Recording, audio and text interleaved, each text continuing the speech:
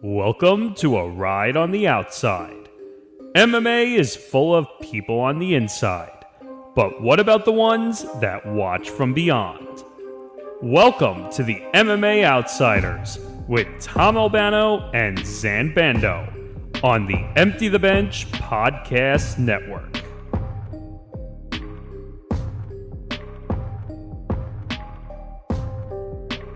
It's episode 35 of the MMA Outsiders.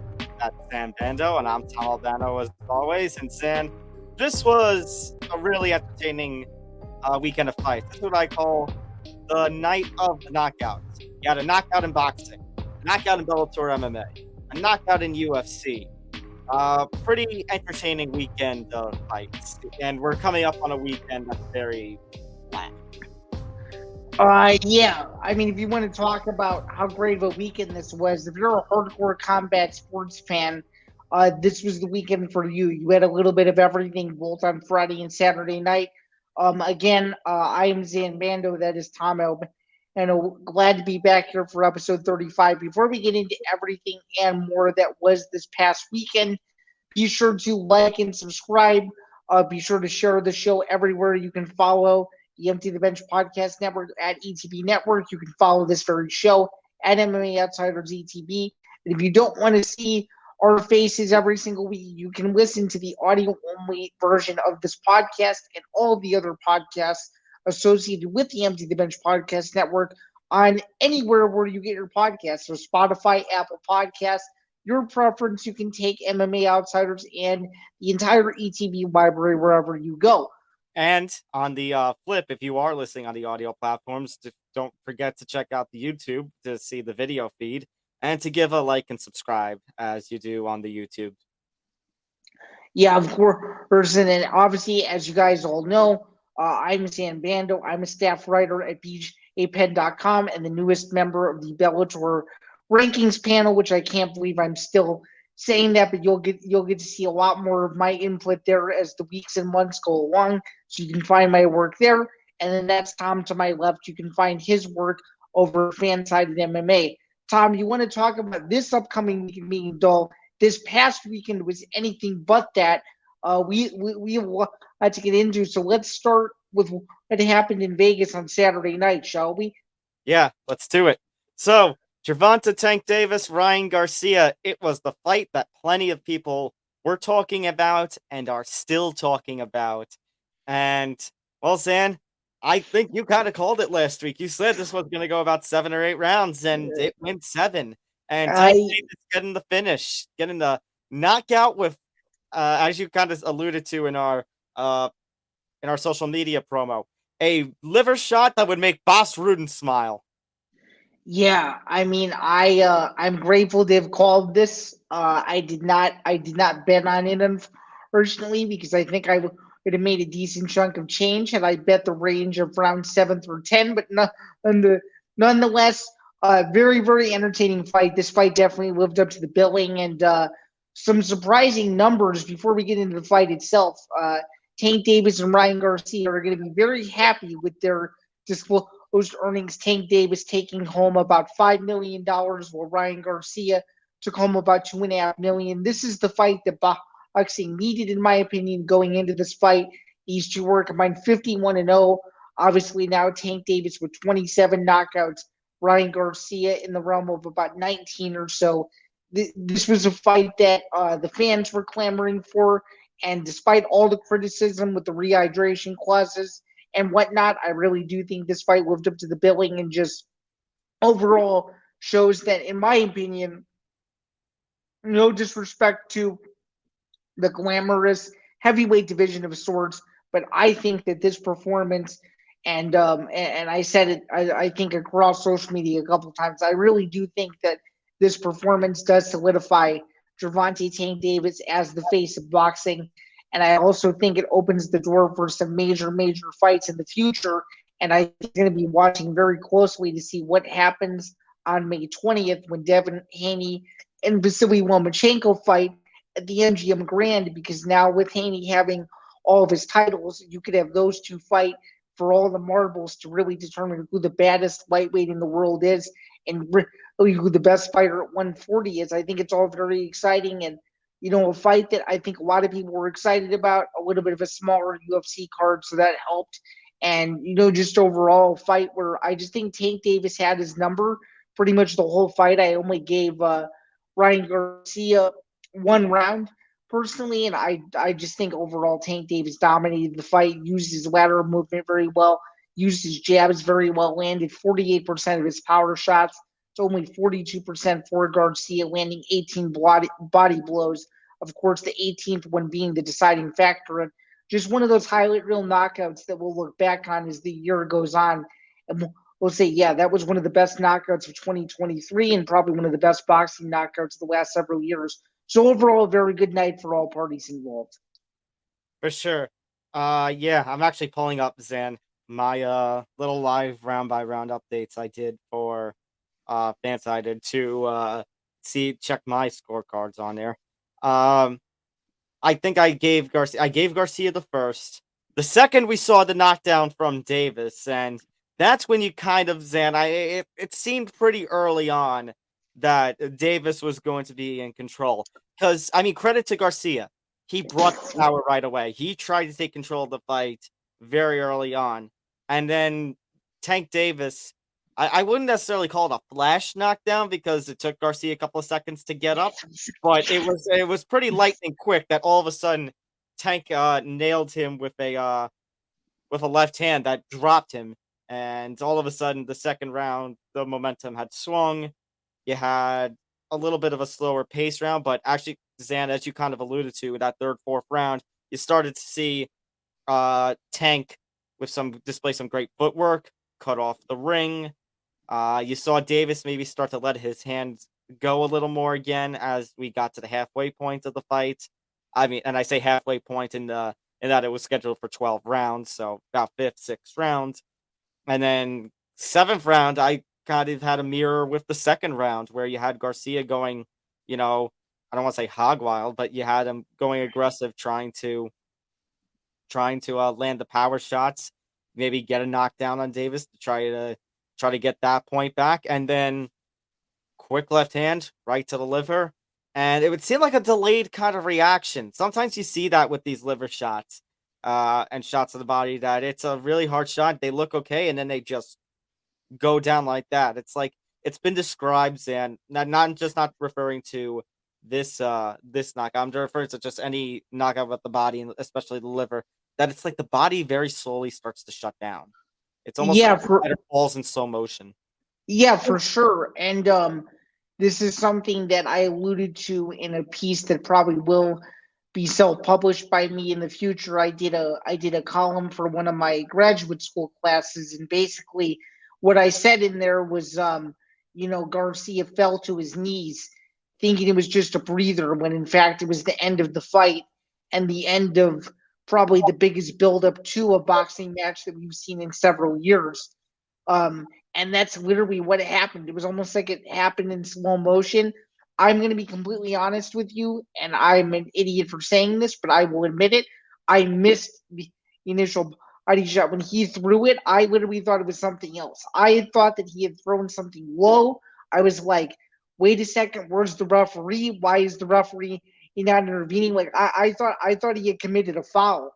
So Zain, I didn't think he committed a foul, but I also missed the body. I was like, wait a minute, what happened? What did he get hit with? Like, it took me like, wait a minute, what in the world?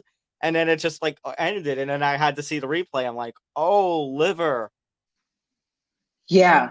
But overall though, a very good fight. I wanted to ask you, because this is now coming out several days after the fight, the whole mole controversy. Do you think that when Ryan Garcia is claiming that there was a mole in his camp, that Tank Davis knew extra information that maybe was used to his advantage, or do you think that Garcia is trying to stir something that isn't there, and quite frankly shouldn't be talked about? Because here's my theory: rehydration clause or not, Gervonta Davis is the better fighter. More or not, Gervonta Davis is the better fighter. And let's be honest, even the most casual boxing fan should know that and I hate to use the word casual, but I'm just going to use it in this instance. Even the most casual boxing fan should know that if you look at Ryan Garcia and Gervonta Davis's records and opponents side by side, there's no comparison. Tank Davis has fought much tougher competition. His last 5 or 6 fights have been against huge names, all in high-profile spots. He's now headlined two or three pay-per-views now. He's definitely where he deserves to be, and I don't think anything should be knocked on him. I think his 29-0 record is very legit, and 27 knockouts, especially in this day and age when it's hard to win every fight, even ultra impressive. I understand those who are essentially in the corner of Ryan Garcia for that. Maybe it was something about the outside the ring troubles that we have seen from Tank Davis, be that, say, as of late, the domestic violence issues that he's had. However, as you kind of alluded to, Zain, I mean, if you look from a pure boxing perspective at their resumes, Gervonta Tank Davis, Gervonta Tank Davis, obviously promoted by Floyd Mayweather, Ryan Garcia, the former buddy of Canelo Alvarez, and under Golden Boy before both sides had a very public and nasty split. Tank Davis, 3 weight classes, world champion. Ryan Garcia, he's still only 23, 24. He's still getting there. This was a good experience fight for him. And heaven forbid, 24. He's 24 and Davis is 28. And heaven forbid Garcia, doesn't get to the level of this kind of fight again, which I doubt. I think there could be, another one of these fights down in the future. But, for him, this was the kind of fight that was needed. And Zain, as you kind of alluded to, this was the kind of fight that boxing needed. Just the thrill and the atmosphere and all the talk from, purists and hardcore combat fans. And as you alluded to, the casual audience. This was the kind of magic that is missing. Zain, on this show, we constantly use this one. We constantly say how boxing gets in its own way. Well, Zain, this is a very rare case where boxing didn't get in its own way. Where it did not, exactly. And this fight is big when it's being talked about amongst crossover stars from every sport. You talk about Odell Beckham Jr. as an example. You talk about Saquon Barkley as an example. You talk about actors and YouTubers interested in the fight. Jay Dion, for example, Mark Wahlberg, Mario Lopez, Andrew Tate, Dana White. I mean, this fight had stars that at this fight and who were watching this fight that at any other fight you wouldn't see, but you saw all of these stars come out. And you know why? It's because Tank Davis and Ryan Garcia have the kind of personalities that draw you in. You could be our age, you could be a little older, you could be 5 or 6 years younger than us. There was an audience for this fight that spanned several generations that you just don't see in this sport and in this kind of environment in sports where you have multiple generations tuning into one fight where the whole world stops. And it felt like this was one of those fights. And as I alluded to last week, this is a fight I've been excited about for over a year. And to see it go the way that it did and for it to finally go off without a hitch and to see the press conferences be as hilarious as they were.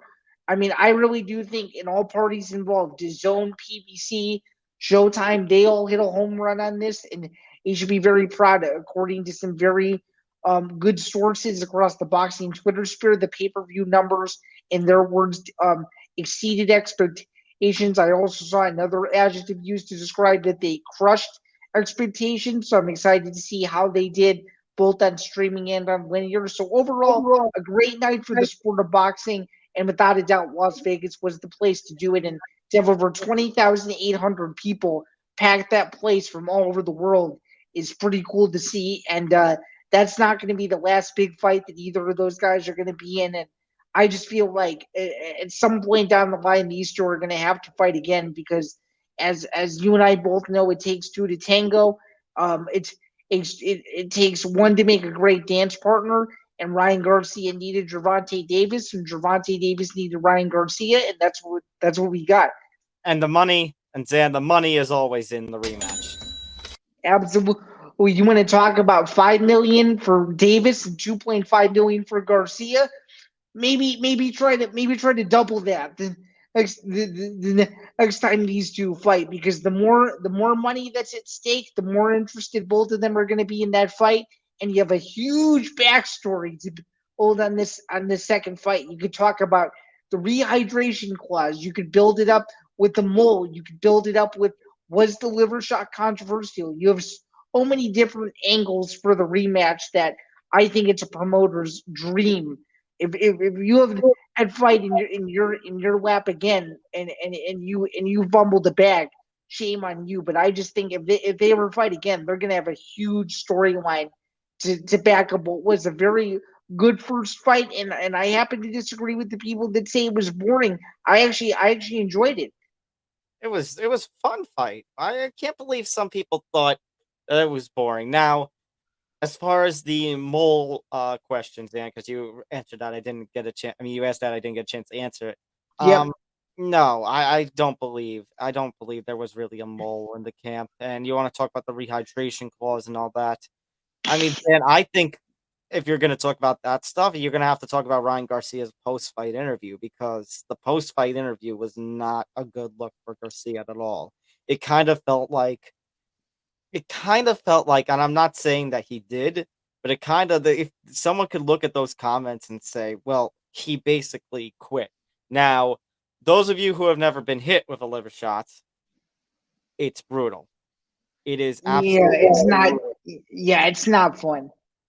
It like I said, it basically is a whole shutdown of the body to the point where it seemed like he couldn't breathe.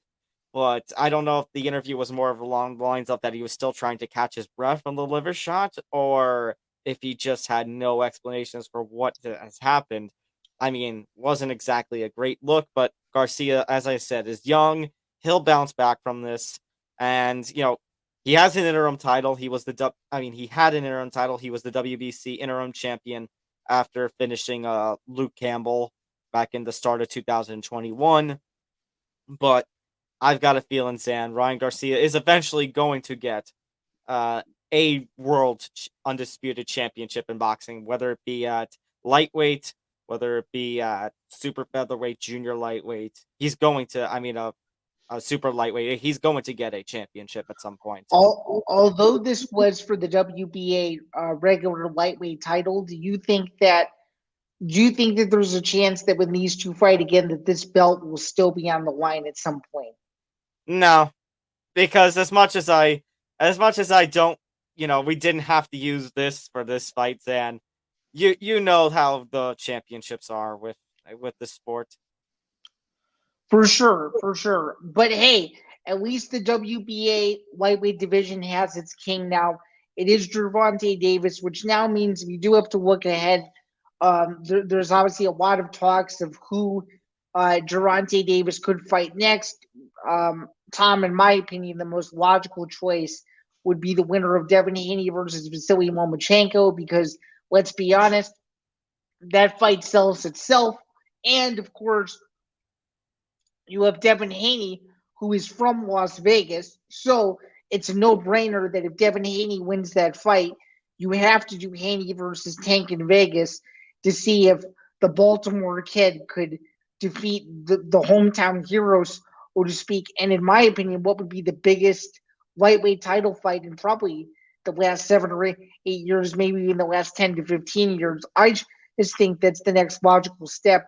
And I think it'll keep the lightweight division moving if they decide to go that route. However, I do think that Tank will probably take another fight in between then. It's just a matter of who it'll be and where it'll be and all that good stuff. Yeah. So, Dan, I actually, it's funny you say that. I just pulled up on my phone the WBA rankings. Now, unfortunately, this is only as of the end of March. Obviously, we're approaching the end of April. And so there's probably going to be some moving pieces. But as you kind of alluded to, we got Haney as the WBA super champion, who is the undisputed champion at 135 pounds. Gervonta Davis, the regular champion, as we alluded to, because of WBA for some reason, still has to have a super and a regular champion. You would hope, as you kind of alluded to, Zain, that maybe those two will end up fighting. But you look at the rest there. I mean, number one was Ryan Garcia, who he just knocked off. You got Frank Martin, who maybe, if anything, Zain, maybe that's the fight in between. I could see Davis easily taking off Martin. You got William Zepeda, who again, actually not a bad match, but no comparison between Tank and Zepeda. I think, Zain, what's going to be interesting is if Lomachenko upsets Haney in next month. Yeah, I mean, I personally think that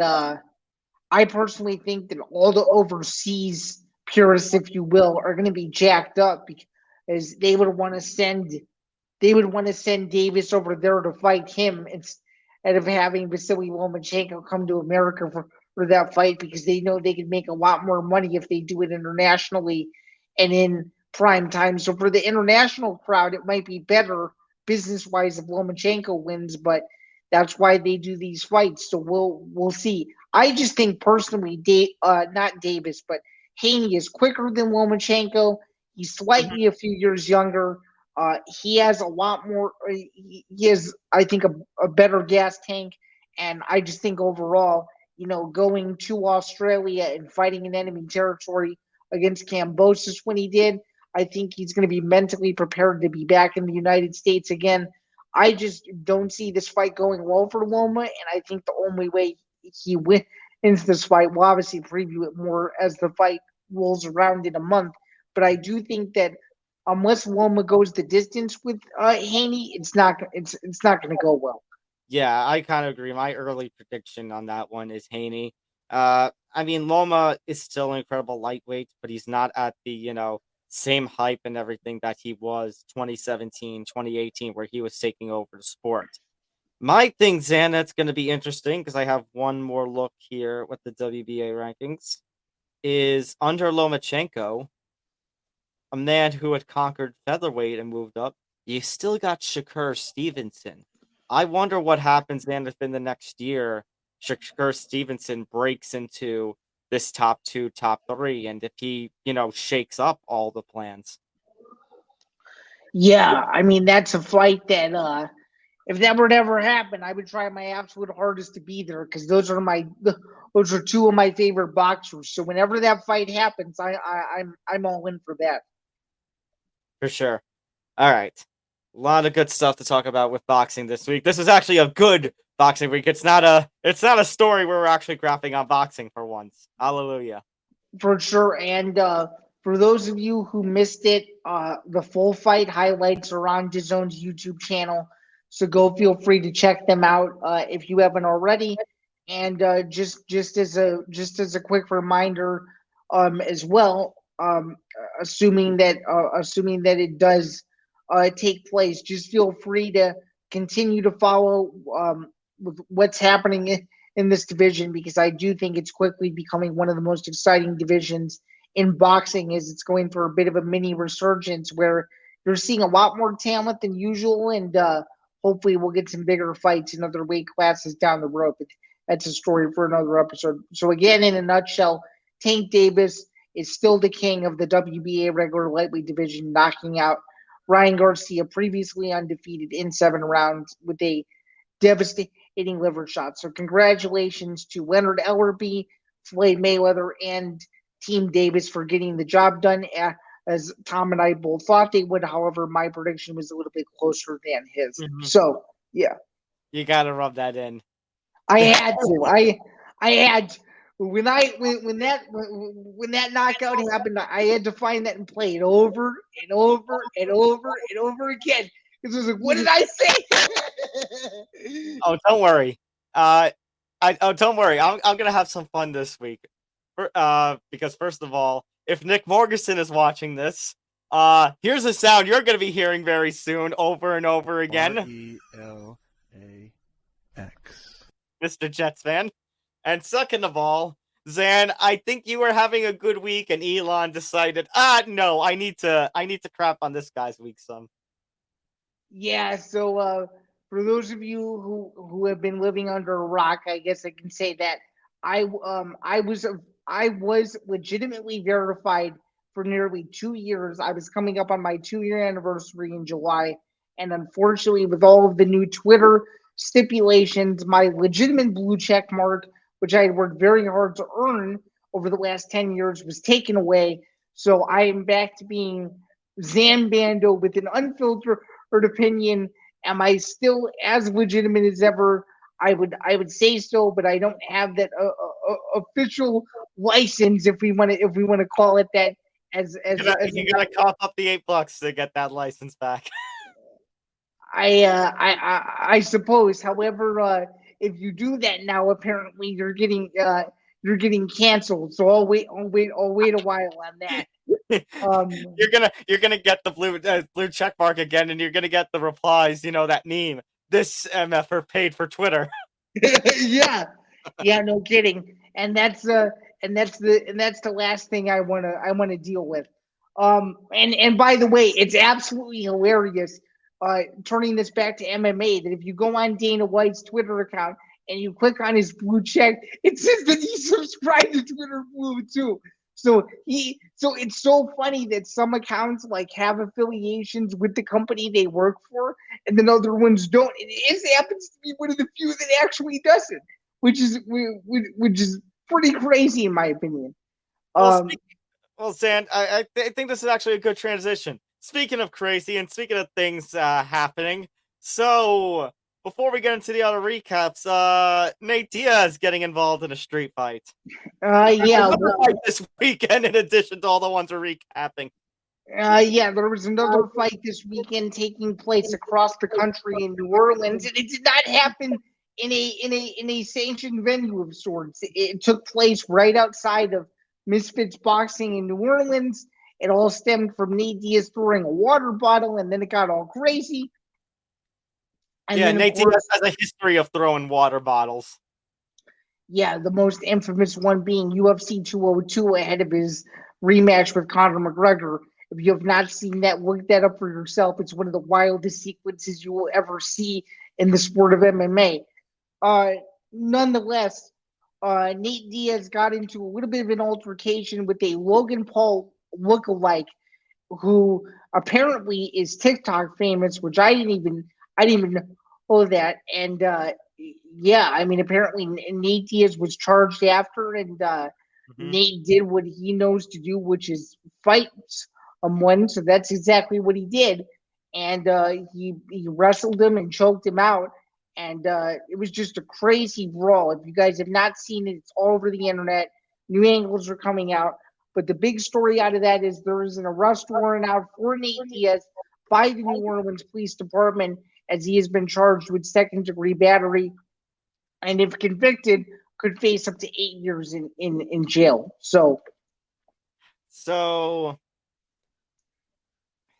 I mean, if you look at the footage, Zain, if you look at one of the alternate angles, by the way, the name of that impersonator, for a Logan Paul impersonator, I believe, is Rodney Peterson.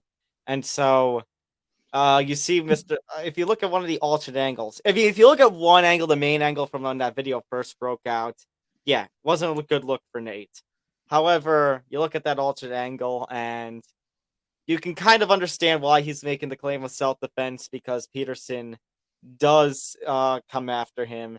And Nate Diaz, well, like you said, he does the one thing that he loves to do and does best, and that's fight. And he laid a good whipping in on Peterson. Now, whether you think maybe he did enough or that he went overboard is debatable.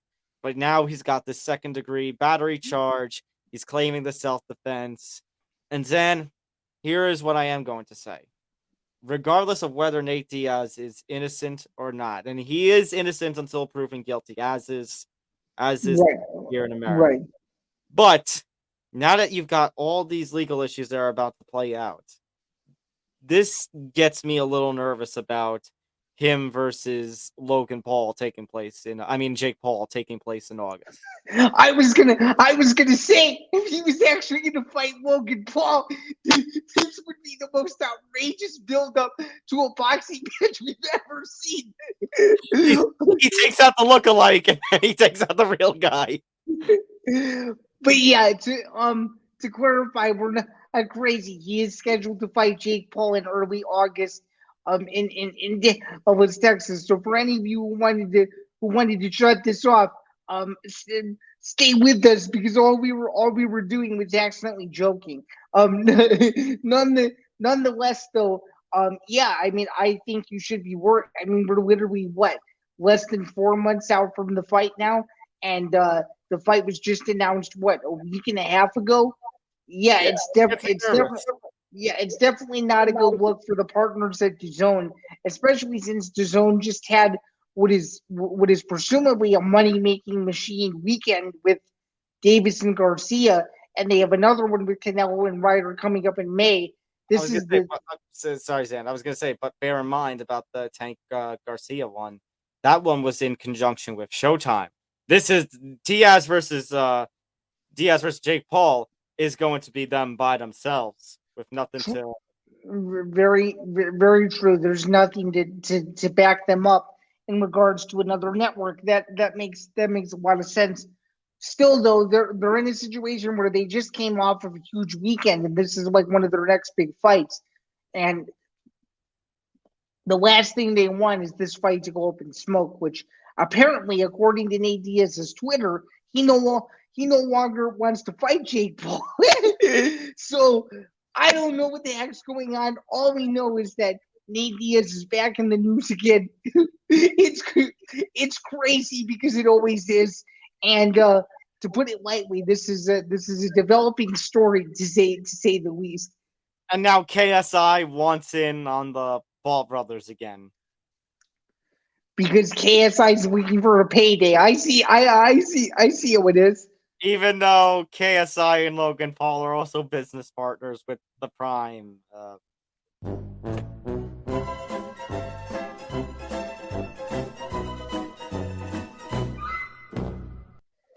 And just as I'm praising boxing, I hate the sport again. And this is why we shouldn't overly talk about celebrity boxing, but we do anyway because it's in the news. Celebrity boxing gets in its own way. Celebrity, in air quotes, boxing gets in its own way. Yeah, so I'm nervous. Maybe Zain, maybe nothing comes of this. Maybe the fight just gets pushed back a month. I mean, if you're Dana now, are you licking your lips again at potentially, like we talked about last week, August 5th, just sneaking in pay-per-view on there?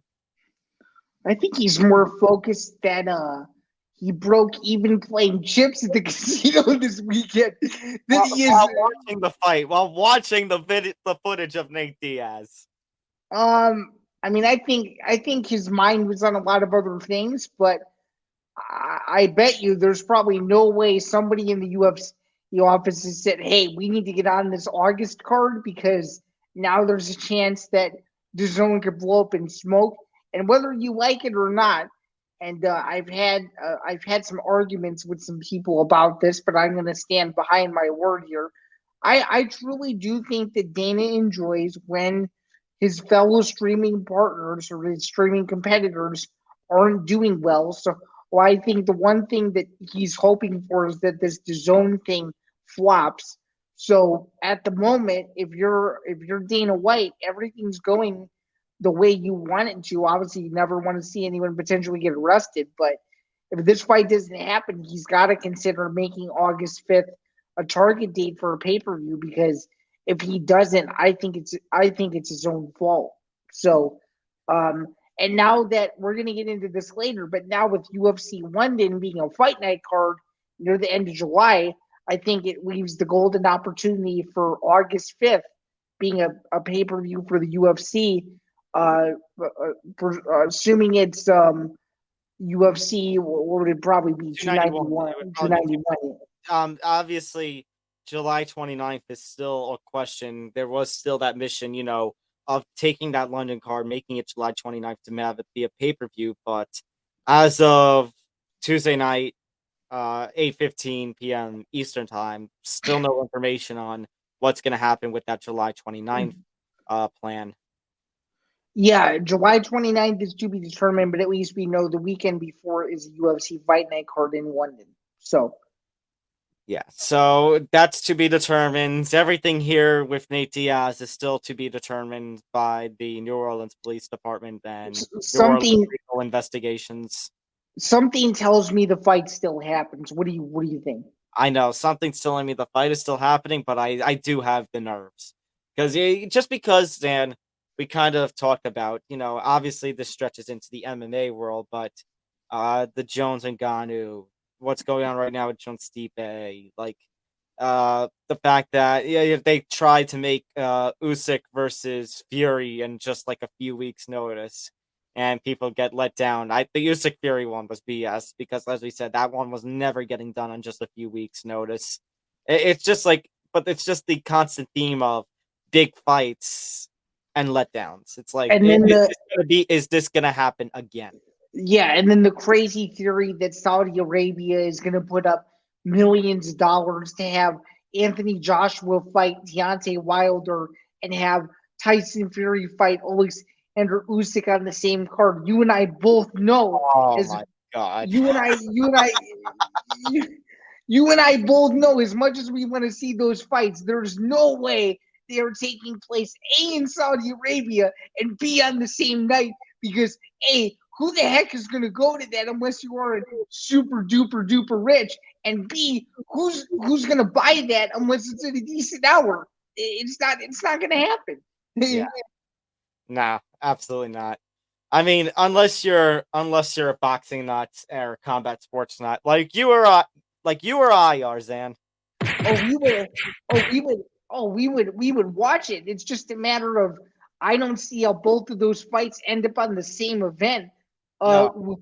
Let alone if Saudi Arabia thinks they're insane enough to make sure that both of those fights top the pay-per-view. That pay-per-view undercard better be loaded. Oh, by the way, Zan, typical combat sports, making Joshua versus Wilder when it's like 5-6 years too late. Of course. It would. Hey, Tom, it wouldn't be the sport of boxing if promoters weren't screwing it up, right? Of course. That's why we have this banner.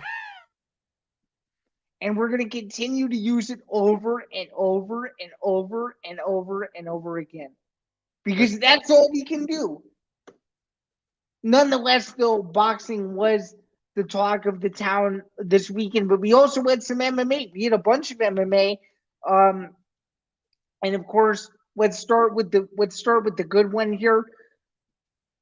Bellator gonna Bellator, right? We have Patchy Mix taking on Raufeon Stots, and of course, in the most highlight reel fashion possible, shades of Barab Divanishvili doing it in 2015. Raufeon Stots gets brutally knocked out by Patchy Mix, and it ends the Bellator Bantamweight Grand Prix, winning the interim Bantamweight Championship, and now Patchy Mix will sit back and wait. Tom, you've seen a lot of Bellator knockouts in your day, as have I. You probably watched Bellator a little bit longer than I have. Is this the greatest knockout in the history of Bellator? And if it isn't, what is? It's definitely up there, Zan. I have to say this was a fun knockout to watch for Bellator. Ryan Bader winning the heavyweight championship with his quick knockout of Fedor Emelianenko was up there. I'm not sure if I would call this the knockout of the year so far. It's up there, but we did have who did we have? There was a fight earlier this year. It's kind of slipping my mind right now that we had an interesting fight of the year, knockout of the year kind of contender here. I'll just keep talking while I look it up. But as far as this goes, Dan, I mean, this was a very emphatic. Oh, I mean, you don't think Daniel James's knockout is up there? Daniel James's knockout, yeah, is up there. I'm just trying to see. May have been the 292 card. It's like now I gotta keep looking for it. Was it the Linton Vassell one? It might have been the Linton Vassell one that was entertaining. That I said it was knockout of the year contender. I would say Patchy Mix tops that, given the stakes of the fight. In my opinion, not saying the Linton Vassell fight wasn't big, because it obviously was. He's one of the best fighters that organization has. But No. It wasn't Lorenz Larkin. That's who I was thinking of. The 290 card, the elbow knockout. Oh, that one was crazy. I was gonna say, I don't know if Patchy's knee beats the Lorenz's elbow. That's the thing. Yeah, you rarely ever see an elbow knockout from a standing position, not just in Bellator, but ever in MMA. That's a rare one that has a special place in the history book. So good find there. But yeah, Patchy, that, like I said, this was a very emphatic way to end the Bellator Bantamweight Grand Prix. He's an interim champion now, so his second chance to hold gold, obviously not full-on gold.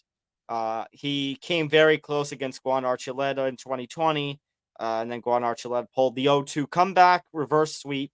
But Zain, think about Patchy and the run that he had in this Grand Prix. Kyoji Horiguchi, Magomedov, and Raufeon Stots. I would say, Zain, that Patchy Mix was the underdog in all three of those fights. He beats Horiguchi, I think, by decision. He submits Magomedov, and he knocks out Stots in this kind of style that he did. Yeah, I mean, it has to be, and Bellator's done a lot of tournaments, but I don't think you can tell me another run as emphatically, like, holy shit, as his run has been. Because if you think about it, he beats a longtime veteran of the sport that's been around forever. He beats the supposed favorite to win the entire Grand Prix to begin with, or at least one of the favorites that a lot of people had penciled in is going to the finals, finishes him, right? Mm-hmm. And then, of course, you have this emphatic knockout against the guy in Stots who just won the biggest fight of his career against Danny Sabatello in a fight that was being promoted as if it was the finals when it was just a semifinal bout, which is crazy to think. Obviously, Danny Sabatello won on this exact same or won the night before on Bellator 294. Mm-hmm. But I'm just saying here, I'm very excited because now I'll get a front row seat to Sergio Pettis versus Pitbull, and I think whoever wins that fight is going to be a very tough matchup for Mix. And you just got me more excited for Bellator 297 than I have been since it was announced. The way that Grand Prix ended is the same as the Sergio Pettis Patricio Pitbull fight. I'm in for one hell of a treat.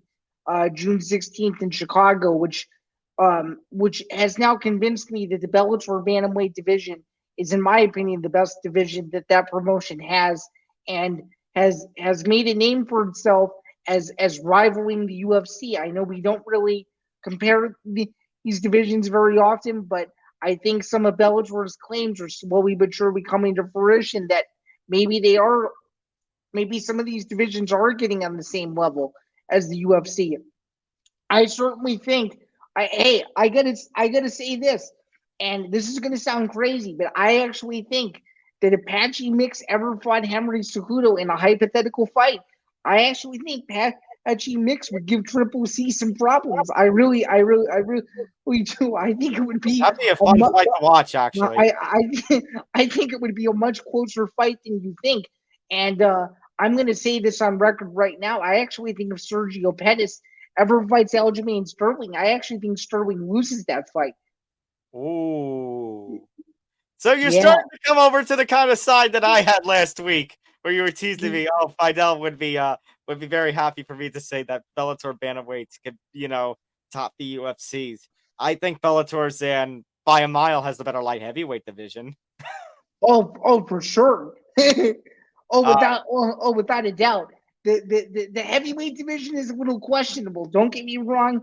I like Daniel James, but his lack of MMA experience, just in the last decade, is a little troubling for me to say, yeah, the Bellator heavyweight division can hang with the UFCs. I mean, I don't think Tim Johnson could beat anybody in the top five. I don't know. I don't know about you, but I just think that heavyweight division would pose too many problems from a Bellator perspective where they want to do as well compared to the UFC guys going over there. My point, Zan, that going on your point that about the kind of tournament run that he had, Zan, I would go as far as to say you compare Patchy Mix's run in this tournament to even the Bellator when they used to do the seasonal tournaments. I think Patchy Mix had one of the best tournament runs in Bellator history, if not the best tournament run. It's probably going to be him and Bader. Yeah, yeah. I mean, it's hard to disagree. I would still kind of side with Bader though, considering that interim status wasn't on the line. He did become True. champion after that, but I do think for sure Patchy Mix is either 1A or number 2. So very well said there on that front. Uh, Now, if you're Patchy Mix, we kind of talked about this a couple of weeks ago in the lead up to this fight. But if you're Patchy Mix, is there somebody that you are rooting for when it comes to Sergio Pettis versus Patricio Pitbull? Are you rooting for Patricio Pitbull because of the potential big fight feel? Do you think if Patricio Pitbull wins, it puts like a little dent in the plan because like we talked about, these guys were preparing for Sergio Pettis, and now all of a sudden Patricio Pitbull comes into this mix. Yeah, I mean, I think if you're Patchy Mix, you're rooting for the best fight possible. But I think name value, you'd rather fight Pitbull, given what he's meant to the sport of Bellator, and to beat a legend like that, and to have him off your list of, next victims, if you will. I think you want to, I think you want to root for the biggest fight possible, and I think Pitbull is that exact fight. Fair point. Bellator 295, by the way, the second of 2 nights in Bellator. It was the back-to-back, the annual back-to-back Hawaii cards. And the previous night, as you alluded, Bellator 294, the annual Bellator salute to service, salute to the troops. And Liz Carmouche, a veteran, retains her women's flyweight title. Now, for those of you who missed this fight, really bizarre circumstances that we have never seen, in which DeAnna Bennett misses weight for the fight, but Liz Carmouche elects to put her title on the line still, and the stipulation goes in that if Bennett defeats Carmouche, the title is vacated. What do you think about that stipulation before we talk about the fight, Sam? Because I tried to show Bellator all the love possible. That this one had me saying stupid, stupid, stupid. I don't like it.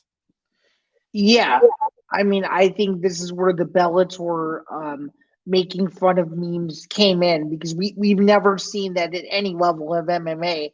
Uh, at least as far as I know. I mean, usually how it works is usually in this case, Carmouche didn't miss weight, Bennett did, but usually if Non-title fight. yeah, usually if the champion or the challenger misses weight, instantaneously the title's thrown out the window. I've never seen this before. I don't know if it's just the Bellator thing. I don't know if it was something to save the card. I don't want to speculate on any sort of means like that, but I will say it's the most bizarre handling of a title due to a weight miss that I've seen in my near 20 years of watching MMA. And I really hope we don't see that again, because it just even made the explanation of what the fight meant more confusing the more you started, saying it over and over again in your head.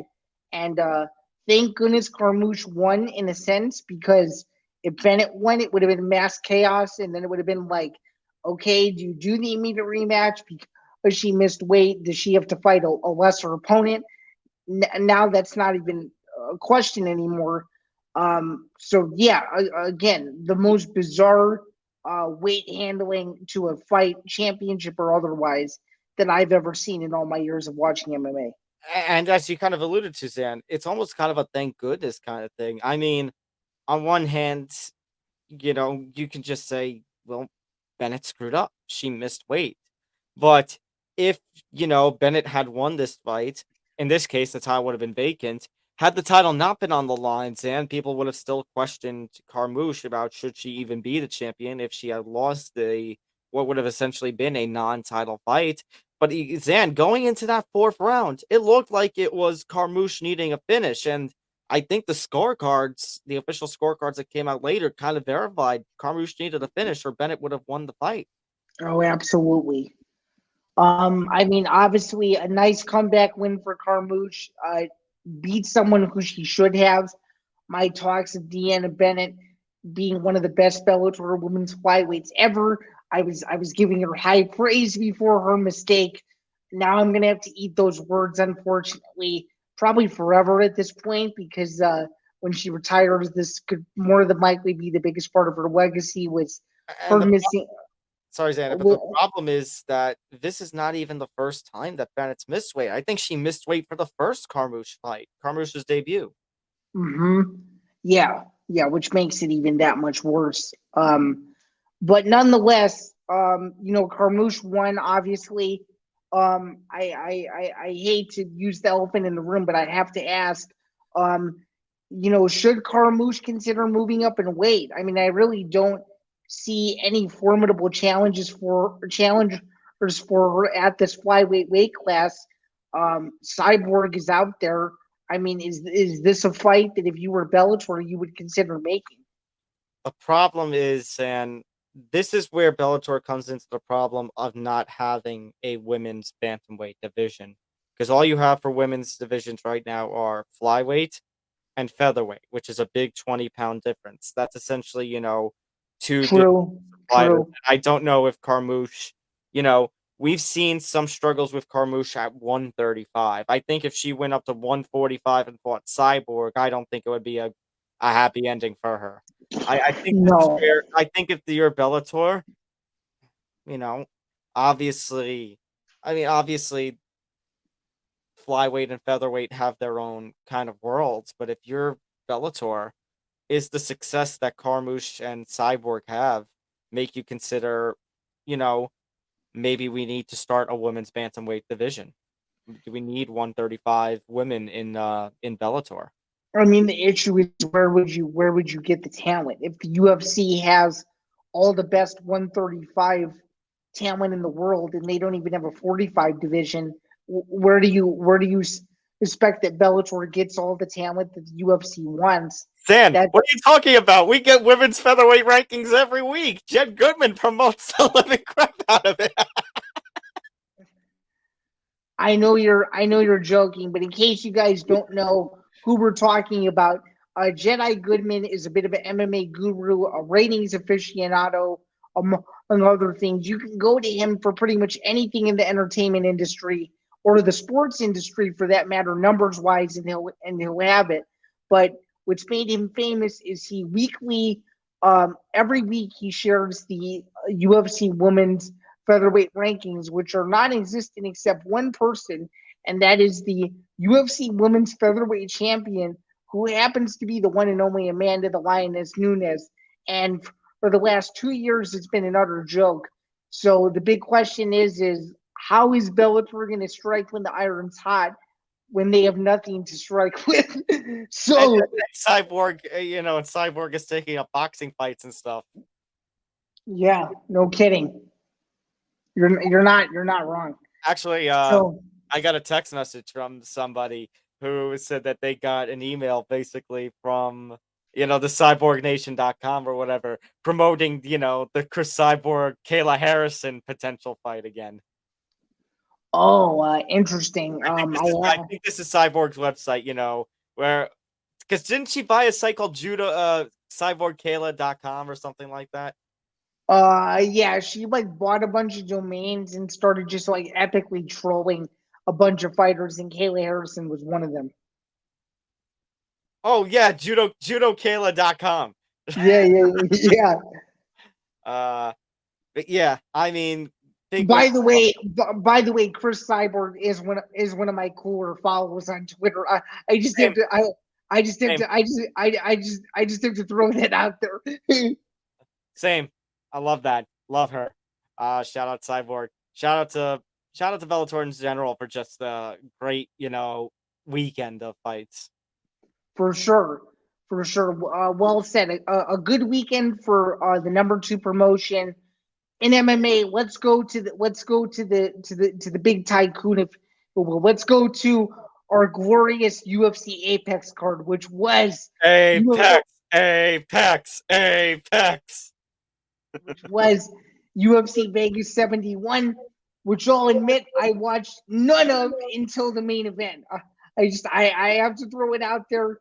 My Saturday was a little busier during the day, so I did miss like 90% of the card, but I did catch the main event. And Sergei Pavlovich, man, 6 straight wins, all by finish, knocking out Curtis Blaydes, who, as we said, is always on the doorstep.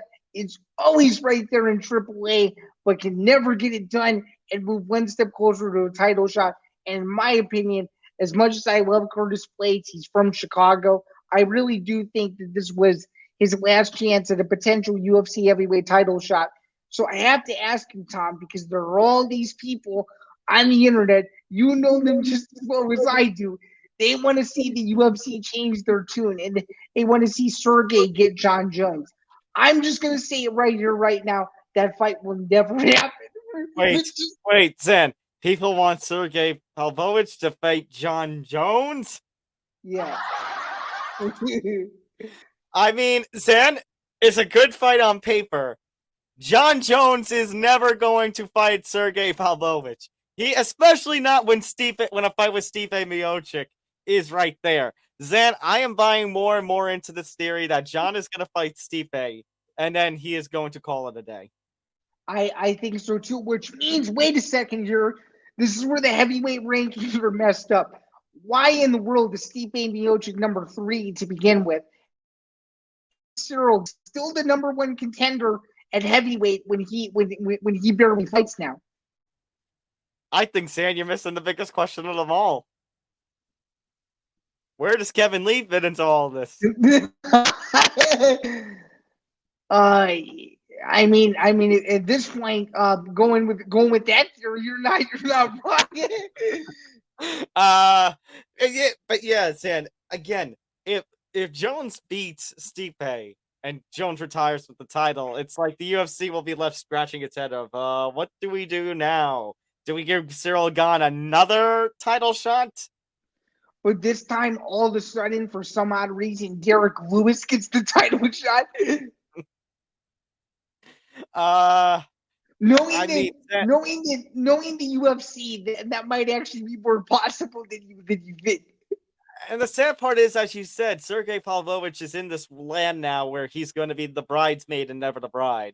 He's going to have to probably fight off, 1 or 2 more times before he finally gets the title shot, which is kind of, But the question is now is who does Sergei fight? That's the question.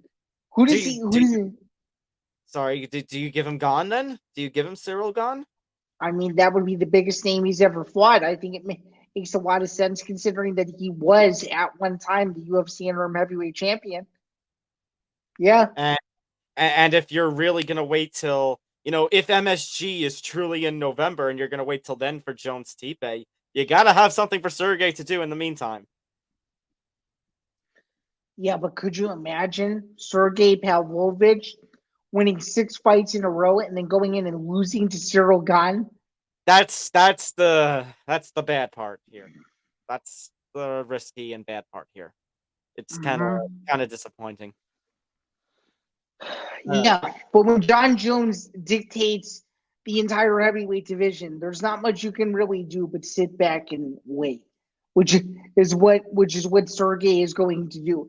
Maybe with all his free time, he can play more slots and visit Vegas more often. He got the true gambler in Vegas experience. He won, thought he could win some more, and then lost everything. Yep. That's how it works in Viva Las Vegas. Hold on. Where's my money count? There it is. All right. Zain, let's close the show out with some news pieces here and there. So we had another Dana White fight announcement video. And we now have some firm plans. Oliveira Dariush is simply going to be moved. Charles Oliveira seems to be healthy enough. I mean, he obviously a little hurt right now, but can, according to these plans, make 289. So Oliveira Dariush goes from UFC 288 co-main event to UFC 289 co-main event to help boost the fact that we're going to get Nunes versus Pena 3 in Canada in June. Yep. But the bigger story, the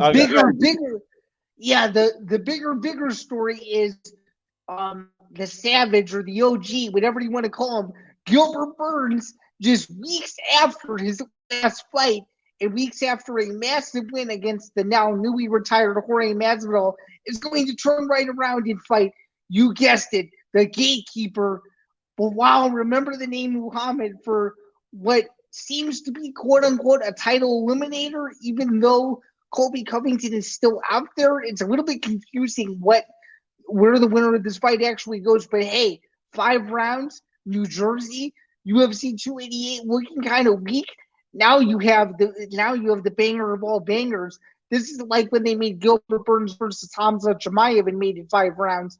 I'm getting similar vibes here. However, with the amount of trash talk that Belal Muhammad does, I actually think he gets supremely dominated in this fight, and I actually think Gilbert Burns goes in and takes care of business and shows Dana White, Hunter Campbell, and the boys, as Dana White likes to say, that Gilbert Burns is the rightful #1 contender, not Colby Covington. I mean, I love this fight, Zain. As you said, it is an absolute banger. I think the thing that concerns me is the fact that, Zain, we just talked last week that Belal seemingly wasn't going to be taking fights because we were just coming off of Ramadan. And now here he is. And Zain, I know they said it supposedly in a joking fashion that like he and his trainer are joking that he has 11 days to lose like 40-something pounds, which I think that's over exaggerating, but I do think that the quick weight cut might be a little bit of a concern when the plan was not to fight again. But Zain, this is a big opportunity for both these guys. Gilbert Burns, this is an opportunity, as you kind of alluded to tell Dana White, screw Colby Covington, screw those plans for this US UK thing that Leon doesn't even want to do. I should be the rightful #1 contender. And then you got Belal Muhammad, who, as we said, Zain, even though it was Ramadan, was basically the odd man out of everything. To the point where there were rumors that Belal might fight Shavkat, and if Shavkat won, then there goes the streak that Belal is on, because Belal has won like 9 of 10, and Zain, the one fight he didn't win was a no contest. And again, Zain, who was that fight against? Yeah, the big elephant in the room. Let's put it that way. The big kahuna at 170, that is Leon Edwards. Yep. So you've got basically, I mean, I kind of like this in the fact that it's 5 rounds. It's 2 talented welterweights. And this, again, as you said, kind of is going to put to bed once and for all either Gilbert Burns' run towards another title shot or Belal Muhammad, and his path towards a title shot. Yeah, it's a great fight. Early pick for it is Burns, but we'll see. And then hopefully Oliveira and Dariush goes off without a hitch. And if Oliveira wins, the lightweight is very interesting. Yeah. Let's just put it that way. Knocking on wood there that Oliveira versus Dariush does go off at UFC 289. A couple other things from Dana White's video as I'm trying to get everything up from our account. So we've got, obviously we talked about these 2 fights. We talked about the fact that the July 22nd card in London, that's a fight night. Other fights announced, Zain. Main event for a June 3rd card, I believe at the Apex, will be Jack Hermanson versus Brendan Allen. June 17th, you got Marvin Vettori versus Jared Cannonier. June 24th, you got Josh Emmett versus Ilya Tapura. And July 1st, you got Sean Strickland taking on Abus Magomedov, who Dana White has promoted as nobody wants to fight Abus. Yeah, and about that, if you go on James Lynch's YouTube channel, he goes on a passionate rant about why Abbas versus Sean Strickland makes absolutely no sense. And when you get deeper into his breakdown, you'll understand why. But yeah, those are definitely some interesting fights. The one I'm most looking forward to is the Taporia one, though. How about you? Yeah, probably Emmett versus Taporia. Yeah, that one, like Strickland versus Magomedov. Like, I want to see Magomedov fight. The fact that he's taking on Sean Strickland, who is in the middle of the top 10 of the middleweight rankings, and it leaves me like scratching my head. Like, what? That seems a little out there. So I do like that fight. And yeah, I think I do like the Josh Emmett really at the one the most. Vittori versus Cannonier is okay, but Zain, it's a battle of guys that Israel Adesanya has already defeated. Yeah, and I think that Cannonier out wrestles Vittori and wins a decision. What do you think? Probably. And then you've got Jack Hermanson versus Brendan Allen, and guys who could be middleweight, top contenders, but are not right now. Yeah, I don't see how Hermanson loses that one. A good learning experience for Allen, though. What do you think? Probably, although if Allen wins, that's a big plus in his pocket. Speaking of middleweight, Zain, one other fight announcement came. I hear something in the distance, Zain. I hear a train coming through. Here we go. Here we go. So, Dricus du Plessis is going to get the biggest opportunity of his fight career, taking on Robert the Reaper Whittaker, the former middleweight champion at UFC 290. Middleweight title eliminator bout. Zain, here are my thoughts. UFC 290 just got bigger. Zain, I mean, for all the disappointment that we have with no Jones versus Stipe, they are building some pretty fire fights around UFC 290. It's just missing the cherry on top, let's say. And agreed. Agreed. And when I saw this announcement, I'm like, oh, he's going to be absolutely ecstatic. He's going to be so excited.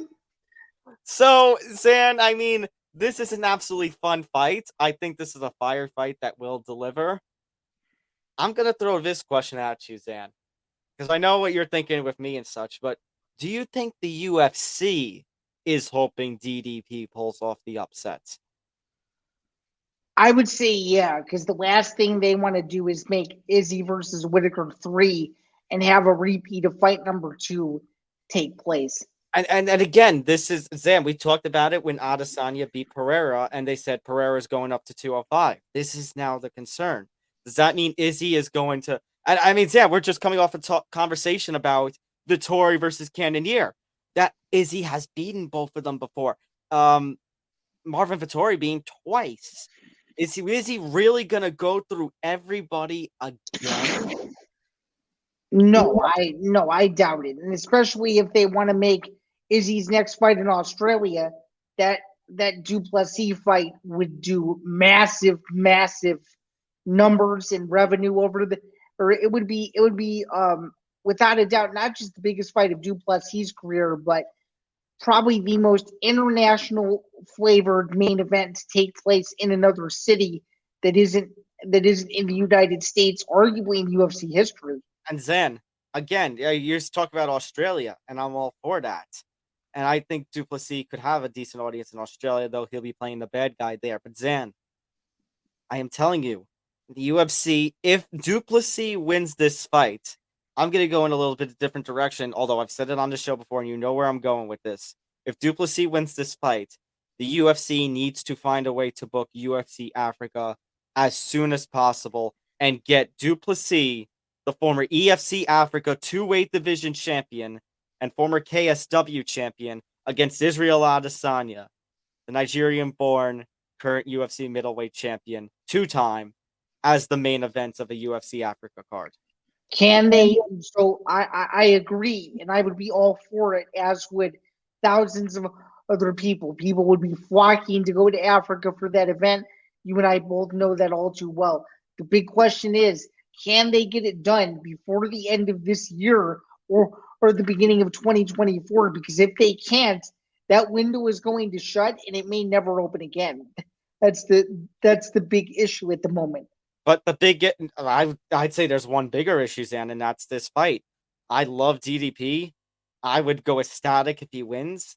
I'm concerned he's gonna, we've talked about with DDP, his energy. He'll throw everything out there in the first round, and then he'll tire out. And Whittaker being an experienced former champion, and Zain, we talked about Whittaker and Holloway, the quadruple A fighter who can beat everybody but the champ. Does that mean du Plessis is in for a rough time? And subsequently, talking about the thoughts that we just had, does that mean the UFC is in for a rough time because they're going to have to book Adesanya versus Whittaker 3? Or maybe they just won't. They could also go that route and just not book it at all. Or do you have Izzy try 205 again? Do you have Izzy try, if considering whatever happens with 170, do you try and have Izzy move down to fight a Leon, a Colby, a Gilbert, somebody to try and get the 170 belt? That's a possibility, but then if he does that, isn't he holding up the middleweight division? That's the big question. Yeah, UFC is in a quite the head scratching of a situation when it comes to this card. I mean, it comes to this division. Yeah, you know what amazes me is we get Gilbert Burns versus Belal Muhammad as 5 rounds. It's amazing to me that this has not been booked as a 5-round. Well, granted, I don't know if they can because assuming how we think it's going to go, you're going to have the 2 title fights at the top with the Pantoja fight as the co-main event, and then the Volk fight is the main event.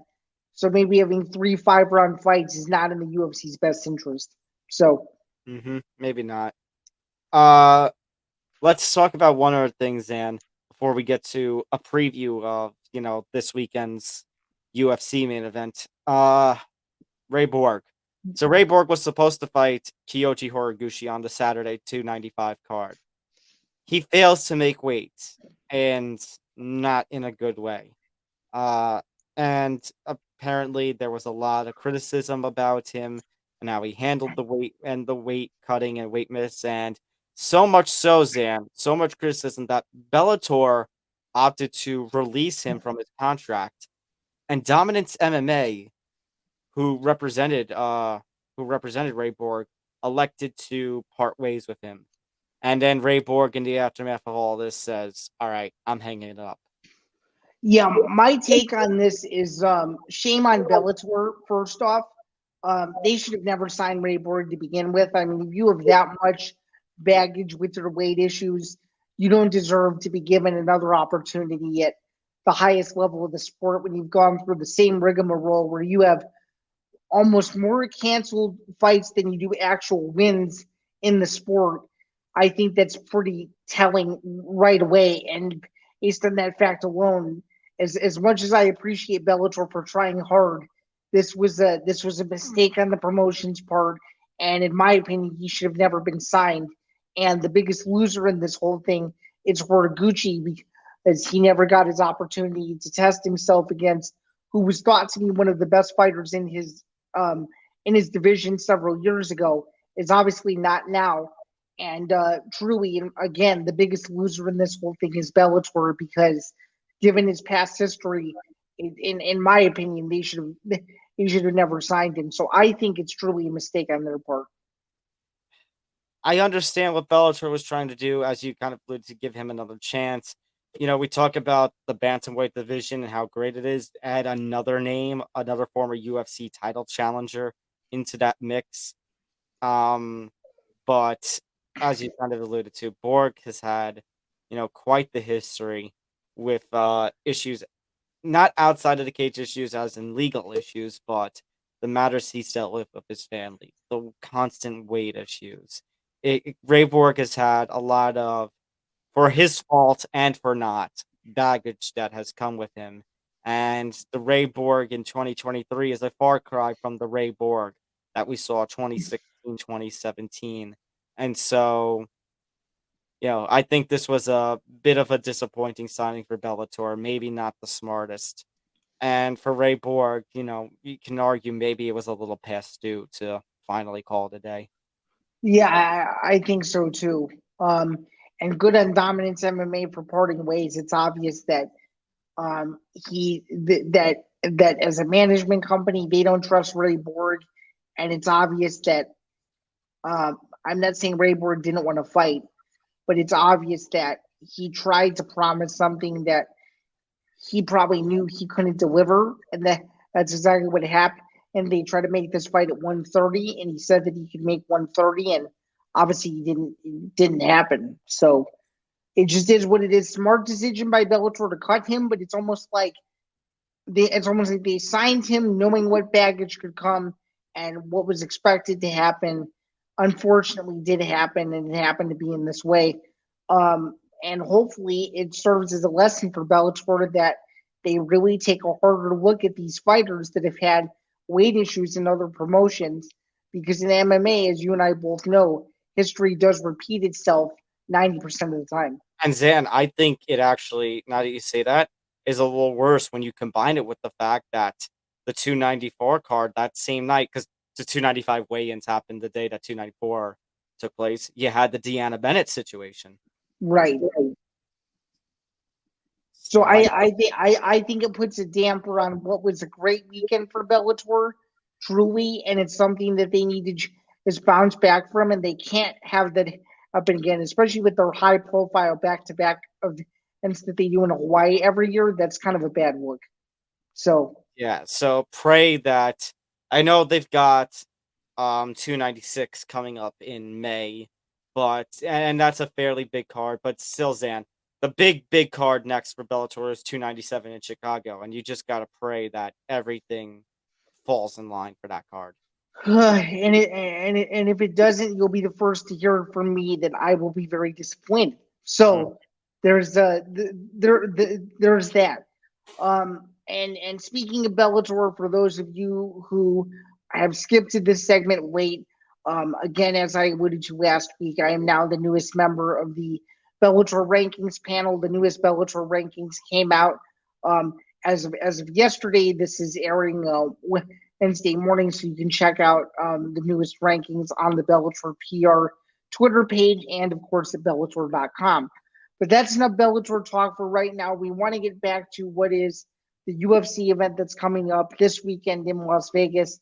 Another UFC Apex card, this time headlined by a pretty darn good headliner, Song Yadong versus Ricky Simone.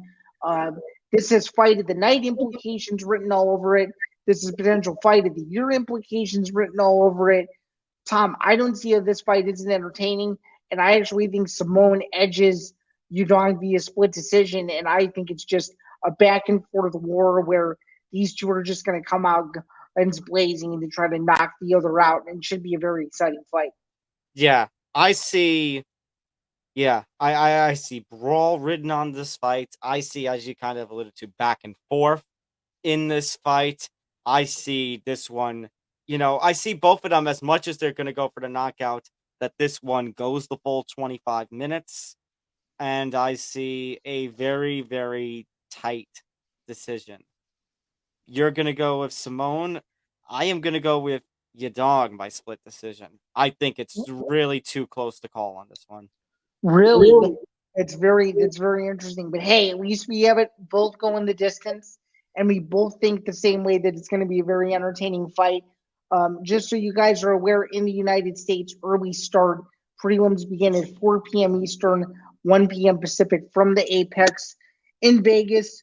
And this is going to end a stretch of, I guess you could say, quote-unquote, consecutive Apex shows in a row for at least a little bit. So the UFC will get back out on the road next weekend when we cover what will presumably be UFC 288 in Newark. So at least from a fan's perspective, the UFC will get back out on the road here eventually. With all that being said, though, this has been episode 35 of the MMA Outsiders. Again, I'm Zain Bando.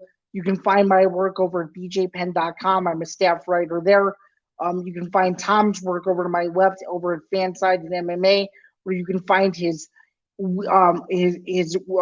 every week up to this, every week and up to the second recap coverage of all UFC and Bellator events over there, holding down the fort and doing a very good job over there. And to clarify, did you work double duty with UFC unboxing, or did you just take boxing last Saturday? I did double duty for boxing and Bellator. Okay. I did a little bit of UFC too. But Adam really did the recap for the main event on that one. Okay, great. So you can check out his work there over at Fanside MMA. He's obviously doing a great job. And then, of course, we want to remind you before we get out of here to please be sure to like and subscribe. We really appreciate it. Also, be sure to hit the notification bell. That way, the algorithm tells you when the MMA Outsiders is on your feed and in your feed, depending on it, whether or not you're listening or watching the video feed of the show. And of course, if you hit the notification bell, you'll be notified whenever anything happens on the Empty the Bench Podcast Network, but not just with this podcast, but all of the other podcasts that the network hosts. And of course, before we get out of here as well, you can follow the Empty the Bench Podcast Network across all social media platforms at ETB Network. And you can follow this show specifically at MMA Outsiders ETB. You can follow me at Bando99 across Twitter and Instagram. And you can follow Tom at Thomas J. Albano and at Tom Talk Sports 9.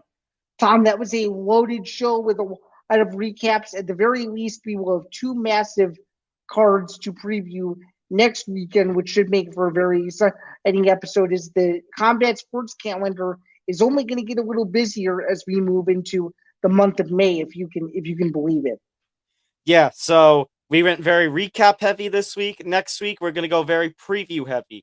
We got one championship and its first ever fight card on U.S. soil with one Fight Night 10, headlined by Demetrius Mighty Mouse Johnson, Adriano Moraes 3, which Zain now is being teased as potentially the retirement fight of Mighty Mouse Johnson, which would be something. And then, of course, UFC 2. Sure would. Yep. And we obviously won't preview it here, but of course there's Impact for WWE too, right? On that same night. Oh, Backlash, yeah, the paper. Yeah. Actually, so, Zain, there is actually one more thing that we got to talk about before we resume on May 6th. This weekend. So last month you had an interview with Losan Keita, the Octagon champion. For those who weren't aware, he was supposed to fight to go for champ status for Octagon MMA, fight for the featherweight championship. However, the featherweight champion is unavailable, so now he is going for champ status in a different light, going for interim featherweight gold against Jacob Chukota at Octagon 42, which takes place on Saturday, April 29th. Yeah, you can check out my interview with him from about a month ago. It is on the Empty the Bench Podcast Network YouTube channel, and you will see a story from me previewing this fight later in the week, so stay tuned for that. That's another dose of MMA in your life. If you want to catch it, it'll be on DAZN and on Octagon MMA's website globally for a small fee on pay-per-view. So be sure to check that out. They always have some high-quality production and some very entertaining fights. And, of course, they're trying to build their featherweight division around Chiesa. So a very important fight for him, and we'll see how he does. For sure. But as you alluded to, yeah, next weekend, one championship on Friday, UFC 288 on Saturday, along with WWE premium live event with Backlash. So loaded combat weekend next weekend. So and of course Canelo versus Ryder in Guadalajara, Mexico. Canelo, right? Next week's Canelo too. It's Cinco de Mayo weekend. Yes, sir. Yes, sir. As I said, preview heavy next week. Preview heavy. Very preview heavy, which means we'll be very recap heavy the following week, and we'll also preview UFC North Carolina. But that's either here nor there. For Tom Albano, I'm Zain Bando. Thank you again for tuning in this week. This has been, of course, another episode of the MMA Outsiders. And before we get out of here, we just want to say, be Joe Pyfer. Be Joe Pyfer. We'll see everybody next week. Take care. Take care. Have a good one.